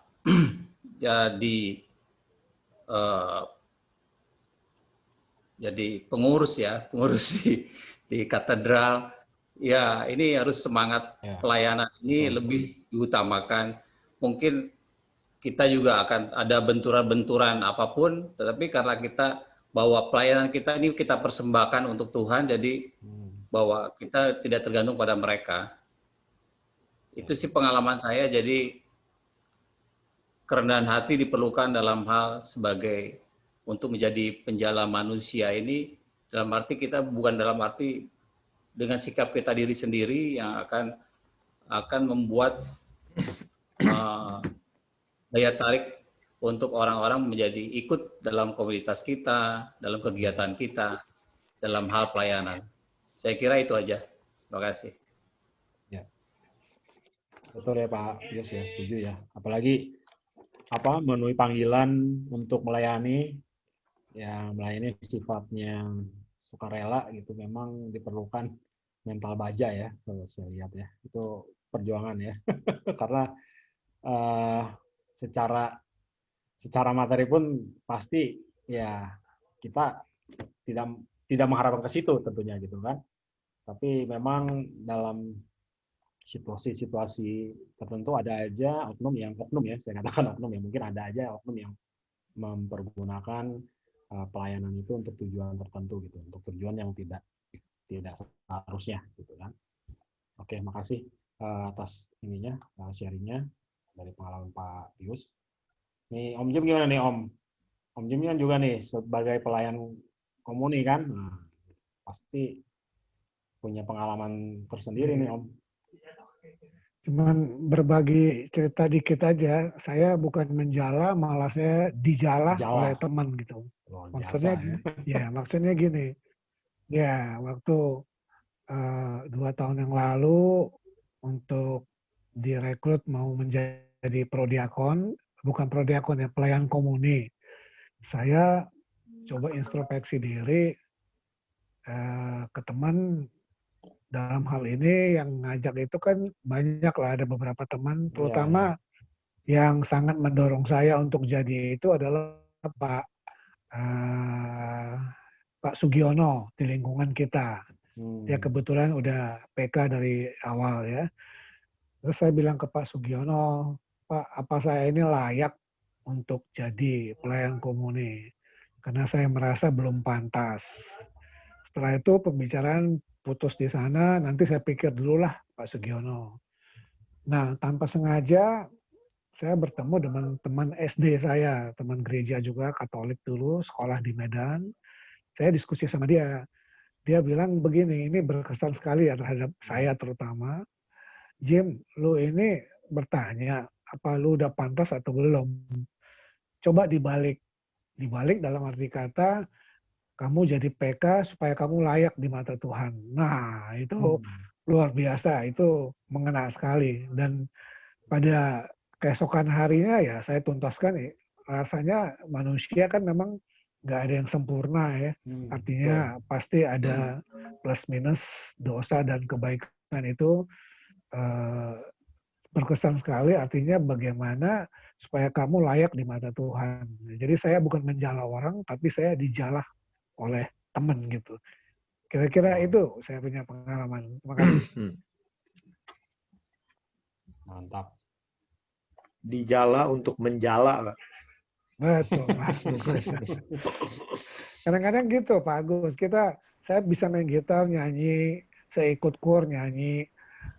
Kadang-kadang itu ada oknum mungkin ya. Artinya kalau saya nggak datang katanya itu kur nggak bagus, atau kalau saya nggak datang persekutuannya jadi kurang bagus. Mestinya nggak boleh ya, karena kita kan gimana dengan kita ada, kita menjala orang supaya paduan suara ataupun nyanyian doa yang kita sampaikan itu kayaknya kalau didengar orang enak gitu dan cukup sahdu, artinya membuat orang jadi tetap setia dan bersemangat mengikuti Tuhan. Kira-kira gitu. Bukan karena satu orang gitu Om ya. Bukan karena aku, gitu, ya. Bukan karena aku, tapi karena kami semua. Nah, itu luar biasa itu. Ya. Makasih Om Jim atas sharingnya. Ya, sama. Pak Paulus, silakan. Enggak. Kira itu mau menambahkan. Ibu-ibu. Pak Michael tuh, Pak Michael. Mungkin punya. Monggo, Pak. Pak Michael. Ya, Pak Michael silakan. Ada Bu Yuli. Oh iya, ada Bu siapa nih? Bu Fani. Nah, Bu Fani, betul. Gimana, Bu? Ada yang bisa di-sharingkan, Bu? Silakan.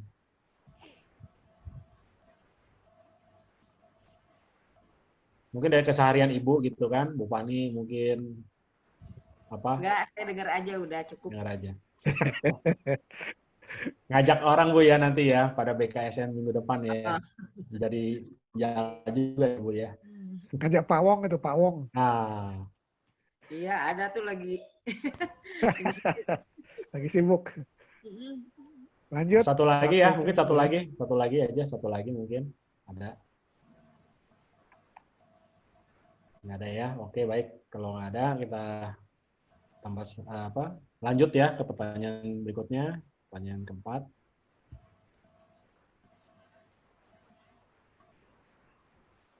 Bagaimana kita sebagai orang Katolik dalam menjalankan tugas yang dipercayakan Tuhan kepada kita?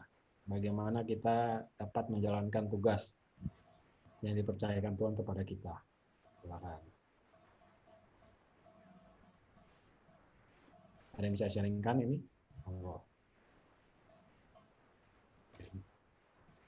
Bagaimana kita sebagai orang Katolik dapat menjalankan tugas yang dipercayakan Tuhan kepada kita?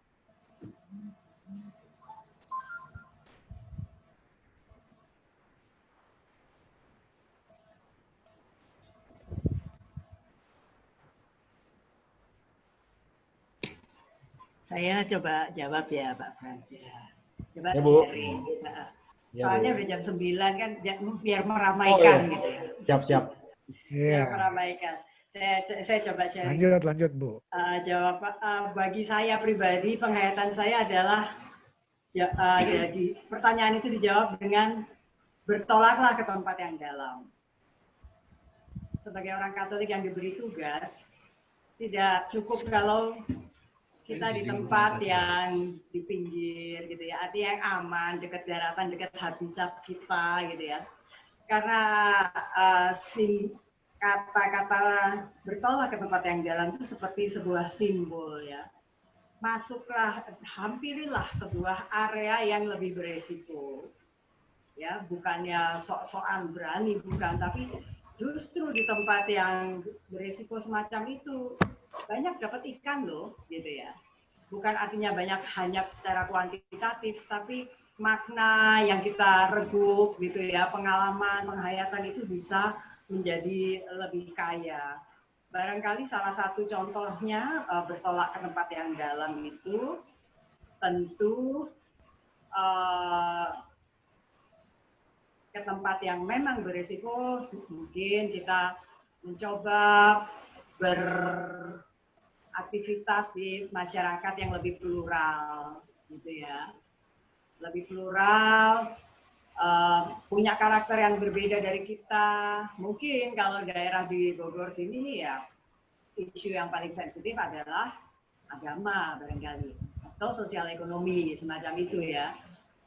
Atau bisa juga kita ke tempat yang lebih dalam, artinya ke tempat orang yang memang kebutuhannya tidak sama seperti kita ini ya, yang sudah tergolong menengah ini ya, sudah cukup, tapi mereka yang lebih struggling lagi ya. Itu juga bisa dimaknai sebagai bertolak ke tempat yang lebih dalam. Ada risiko, ada pergulatan. Karena kita meninggalkan, kalau orang zaman sekarang bilangnya zona nyaman gitu ya. Walau bukan berarti kita lalu meninggalkan pelayanan di lingkungan kita ini, enggak ya. Kita tetap, karena sebelum ke tempat yang dalam, kita pasti melalui dulu tempat yang dangkal. Gitu ya. Dan ketika akan kembali pun kita, siapakah rumah kita ya? Rumah kita ini saudara-saudara di SYS ini. Namun kita bisa saja ke tempat manapun, yang penting tadi ya, lebih dalam, lebih meraih banyak segmen. Demikian. Terima kasih. Terima kasih, Bu. Ya, memang sebagai orang Katolik menunjukkan jati diri kita itu perlu, Bu ya. Memang kadang sulit ya. Sulit bagi kita untuk terjun di masyarakat yang plural ya, di mana kita harus bisa menunjukkan kasih kita tanpa memandang dari agama dan kepercayaan sesama kita gitu ya, Bu ya. Kasih, Bu. Satu lagi mungkin Pak dari Pak siapa nih? Satu lagi. Pak Michael mungkin? Terakhir. Pak Fran. Ya. Saya mau Pak Ari nih. Pak Ari kan mana? Ini Antonius. Oh, nggak kelihatan. Oh iya. Sorry. Nah, Pak Ari ini kan sekarang jadi guru di BPK, Sekolah Kristen. Ya. Nah, sekarang kalau Pak Ari ngelihat, waduh, saya Katolik ngajar di sekolah Kristen yang berbasis agama Kristennya kuat. Nah, apa tantangan Pak Ari di sana? Silakan Pak Ari bisa di-sharingkan. Ya Pak. Jadi sebenarnya kalau saya di penabur sih, ya kebanyakan mayoritas memang beragama Kristen Protestan. Nah, dan berbagai aliran sih. Walaupun penabur itu GKI, tetapi banyak Kristen yang lain. Nah, dan alirannya macam-macam. Jadi dari yang apa ya? Jadi ada mungkin lebih kalau istilahnya tuh lebih radikal atau karena menurut mereka menjala manusia adalah mencari jiwa-jiwa untuk masuk ke Kristen Protestan aliran mereka seperti itu sih. Nah, yang menjadi tantangan adalah bagaimana kita tetap bertahan dengan iman maupun keyakinan kita tetap mencerminkan kekatolikan kita di antara umat Kristen Protestan itu. Namun kita juga tidak mengeksklusifkan diri seperti itu, Pak. Ya. Nah, karena ya itu tadi diharapkan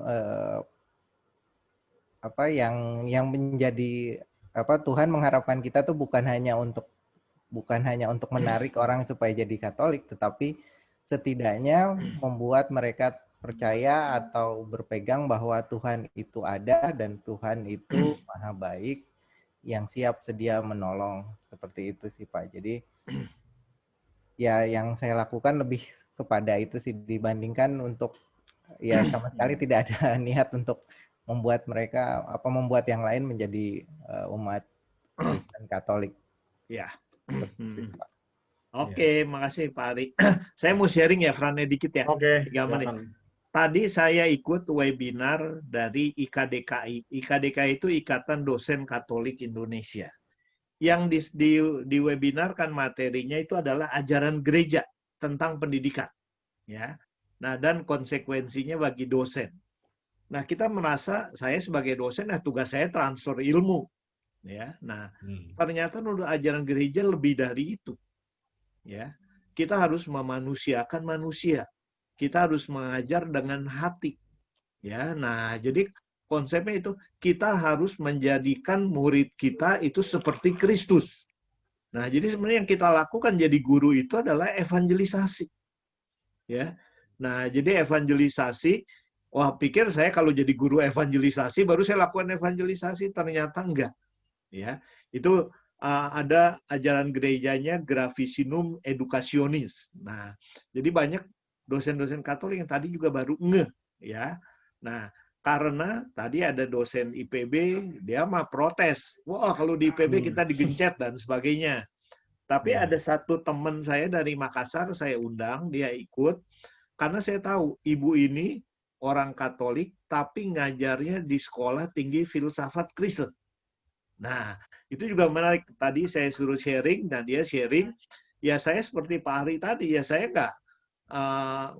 nggak berusaha menentang, dan mereka juga menerima, ya nggak menyinggung-nyinggung ajaran Katolik yang berbeda dengan di filsafat, di sekolah tinggi filsafat Kristen yang keras gitu ya. Nah, tapi si ibu itu mengatakan saya diterima kok, saya happy ngajar di sana. Nah, itu, dan bagaimana jadi kita membawakan diri seperti Pak Ari ya. Nah, itu menarik, bukan karena memang karakteristik kita Katolik makan beda kan dengan yang Protestan. Yang Protestan, ayo kamu jalan manusia, kamu jadi agamaku, masuk gerejaku. Nah, kalau kita enggak, memang di evangelisasi Katolik diajarin mengajak orang untuk bertobat, ya, untuk menjadi lebih baik, ya. Oke, nah Bu Eva sudah menjala manusia, anak-anak dibawa kan sama Bu Fani. Nah, itu ya, terima kasih. Ya, makasih Om. Ya, terima kasih teman-teman semua, Bapak Ibu. Ya, ternyata ini belum sharing nih, si Eva nih ya kan. Harusnya tadi sharing dulu sekali nih buat kita. Bu Eva. Ya, sekali dong. Aktivitas kan? Di sana. Bina Iman, ya kan. Orang muda. OMK, ya silakan. OMK di katedral. Tadi Pak Pius kan udah kan di katedral. Nah, ya ada jatuh bangunnya. Nah, sekarang Bu Eva mah bangun terus. Nah, Pak Pius. Silakan. Pak. Kenapa? Ayo. Ya kalau lagi nganggur kayak bicara. Atur menjala. Dulu, Pak. Ya karena di katedral lagi nganggur makanya di sini. Saya juga lagi nganggur, PK nggak jalan. Fanny tuh seniornya yang menjala anak-anak kesis dulu. Ya. Saya lanjutin. Ya, kurang lebih sama aja, Pak. Ya. Gimana? Ya, salah satu ciri orang Katolik kan rendah hati ya Om ya. Ini si Eva nih sungguh rendah hati nih soalnya. Si Eva itu dia mau curhat sebenarnya gini Eva, saya bantuin dikit ya Eva ya. Anak-anaknya biasanya mau OMK, tapi orang tuanya kurang support, mohon dibantu. Ya itu paling itu curhatnya dia begitu. Ya Eva. Nanti anak saya ikut deh. Termasuk hostnya. Termasuk hostnya, betul. Masih ada bir ya, bina sekolah minggu, BIA ya. Sip. Nah, selain bir kan ada bina usia lanjut. Saya termasuk tuh Pak. Itu juga perlu ya Om ya. Nanti ketuanya kita angkat Pak Yoyo itu.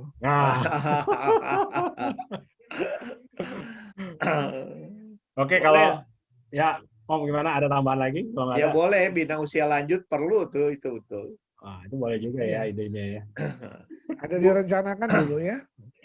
Ya atau direncanakan seminggu sekali, sebulan sekali kita ketemu sharing kayak gini aja kan. Iya betul. Didata dulu Om. Ya, data dulu. Nggak usah didata lah, langsung aja. Yang mau datang kalau didata lama datanya. Kategorinya apa Bila? Kategori bilangnya apa? Nah, pokoknya yang merasa mau lanjut, mau. Iya. Itu ada Pak Budi, ada Opa Peter, itu mau itu pasti. Kalau mau lanjut mah enggak Pak. Ya. Yang sekarang muda juga nanti kan mau lanjut usia. Pak Yoyo mau tuh jadi pembina, udah siap. Iya, cocok ya. Pas. Iya, masalah-masalah psikologi kan gitu ada banyak. Betul. Orang kesepian di rumah, aktivitas nggak ada, lama-lama bete kan cepat tua Pak ya. Pak Yoyo mau ngomong gitu. Ini apa? Kemarin sebenarnya sebelum COVID ini Februari kita sudah punya rencana mau bikin cafe senior. Cafe senior untuk wilayah Malang. Kita sudah lagu-lagunya udah disiapkan, desainnya udah disiapkan, tinggal deal 2 minggu lagi COVID. Ini bagus juga idenya Pak Agus. Tapi ini bagus juga ini ide Pak Agus ini. Cuman nanti saya malah kepingin juga cafe senior ini tetap jalan, tapi memang lalu berubah agak banyak modelnya, ya. Modelnya agak banyak karena kemarin rencananya lebih banyak mereka sharing dalam kelompok di breakout gitu ya. Di breakout kalau di sini sekarang itu jadi kalau satu orang sekitar 3-4 menit, kalau kelompoknya itu misalnya 10 orang itu ya, atau waktu itu ngitungnya 7 orang lah. Itu kira-kira 30 menit. 30 menit habis breakout cukup gitu loh. Tapi mereka punya kesempatan untuk cerita. Ini yang menurut saya kerinduan mereka untuk boleh cerita dan didengarkan itu. Ya. Nanti kita bicarakan Pak. Kayaknya bagus ini ide Bapak ini. Bersambung Pak nanti. Atau mungkin saya sharing ya. Dulu sekian tahun yang lalu itu di Bogor Raya ini kita punya kelompok kayak begitu. Tapi sekarang motor-motornya itu udah pada hilang. Ya, Eva pernah ngalamin ya? Fanny ya pernah ngalamin ya? Dulu yang lagi ada Bu Ince, Bu Atit, Bu Lina kadang juga nggak aktif kan. Dulu kita ngadain abis kayak bulan kitab suci gini, terus saya iseng, kita terusin aja pertemuan tiap minggu. Jalan tiap minggu. Jadi kita kayak kelompok sharing terus, malahan giliran dari rumah ke rumah, Kemudian kita pernah jalan bareng-bareng ke Cikanyere, ya. Nah itu mulainya sih jam 7 kalau nggak salah, tapi pulangnya bisa jam 11. Kenapa? Karena udah sharing, makan-makan, ngobrol. Itu. Embel-embelnya itu ya. Kalau dulu nyanyi-nyanyi belum. Sudah ada Pak Yoyo, Pak Jimmy, baru nih generasi baru nyanyi-nyanyi. Generasi baru tua. Nanti lagunya, ya. Ya, lagunya pilih lagu Kus Plus. Oh, penyanyi tua. Gitu. Oke, nah ada ide tinggal dijalankan. Ya, oke. Sip. Jadi apa?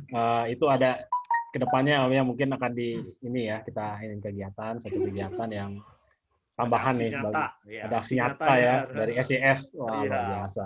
Ya udah, kalau begitu kita tutup aja. Terima kasih teman-teman atas pertemuan BKSN kita yang ketiga ini berjalan dengan lancar, dengan baik. Teman-teman semua, Bapak Ibu semua, terima kasih juga atas partisipasinya. Apa yang dapat saya simpulkan terakhir, panggilan untuk menjadi penjala manusia perlu kita sikapi dengan percaya, taat bagi setiap umat Kristiani ya. Sebagai undangan untuk bertolak ke tempat yang lebih dalam bagi pertumbuhan iman kita. Jadi semoga pertemuan BKSN ketiga ini bermanfaat bagi kita semua.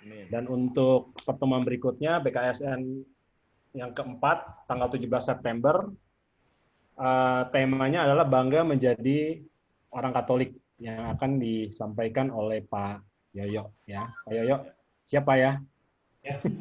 Oke, luar biasa. Terima kasih teman-teman. Untuk akhir acara doa penutup silakan Ibu Omasun, silakan Omasun untuk menutup dengan doa penutup. Setelah itu ada lagu penutup dan terakhir kita foto ya. Omasun sudah tidur. Omasun. Oh nggak ada ya? Lagi bikin panada. Lagi bikin panada buat besok kali. Oke, Bu Fani deh, tolong Bu. Bu Fani silakan Bu.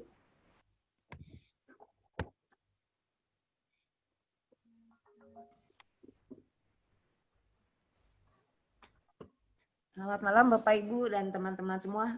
Kita akan tutup pertemuan pada malam ini dengan doa. Dalam nama Bapa dan Putra dan Roh Kudus. Amin. Allah Bapa yang Maha Baik, terima kasih kalau pada malam ini kami sudah dapat menyelesaikan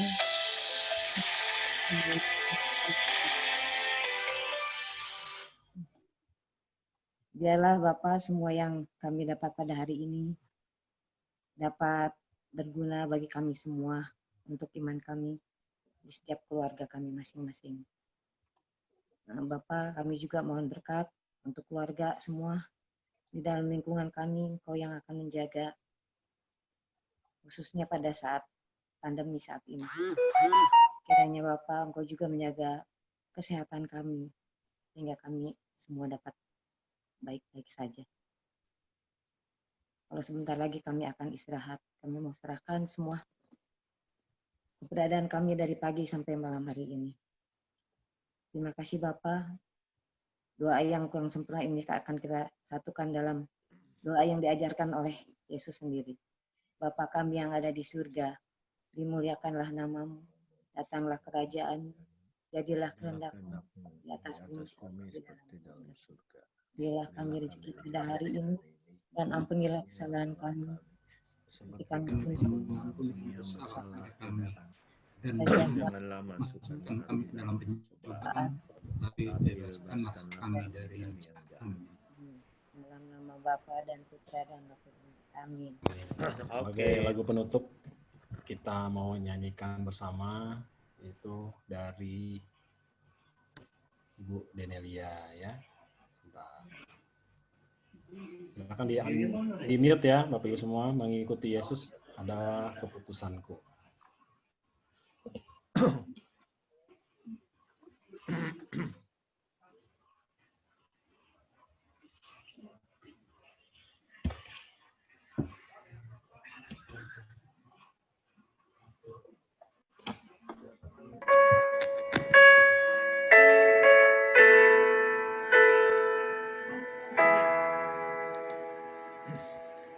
I have decided to follow Jesus. I have decided to follow Jesus. I have decided to follow Jesus. No turning back, no turning back. Mengikut Yesus keputusanku. Mengikut Yesus keputusanku. Mengikut Yesus keputusanku. Ku tak ingkar, ku tak ingkar. Akankah ku tetap mengikut-Mu Yesus, walau ku sendiri? Ku tetap ikut walau sendiri. Ku tetap mengikuti-Mu Yesus, walau ku sendiri. Ku tak ingkar, ku tak ingkar. Do not go with me, I still will follow. Do not go with me, I still will follow. Do not go with me, I still will follow. No turning back, no turning back. Will you decide now to follow Jesus? Will you decide now to follow Jesus? Will you decide now to follow Jesus? No turning back, no turning back. Mengikut Yesus keputusanku. Mengikut Yesus keputusanku. Mengikut Yesus keputusanku. Ku tak ingkar, ku tak ingkar. Terima kasih Bapak Ibu. Kita aplaus dulu buat kebersamaan kita. Kita foto ya sebentar ya. Sebentar ya. Kita foto sebentar. Oma dan Bu Denelia bisa dibuka videonya. Ya, habis nyanyi langsung menghilang nih. Oke, kita foto dulu ya. Minum haus deh. Haus ya. Oke, kita foto dulu. Kita foto dulu. 1, 2, 3. Bentar, sekali lagi. Oma, sebentar. Ada Oma ya? Ini masa Panada katanya. Oma bikin. Sekali lagi, ada Oma ya. Terus itu. Ya, yuk. Bapak Ibu semua, yuk sekali lagi. 1, 2, kita foto dulu. 1, 2. Ya, Oma. Oke, makasih. Nanti aku send ya. Terima kasih semua. Terima kasih Om, makasih Om Jimmy, Bapak Ibu, ayo semua. Jangan lupa evaluasinya. Oh iya, jangan lupa Bapak Ibu nanti akan diberikan evaluasinya, formnya ya, nanti dikirim. Ya. Oke, makasih. Dikirim di grup ya. Bye-bye semua. Makasih. Selamat istirahat. Malam Bapak Ibu. Salam sehat. Salam sehat semua, makasih. Terima kasih. Makasih ya, dadah. Kalif ya.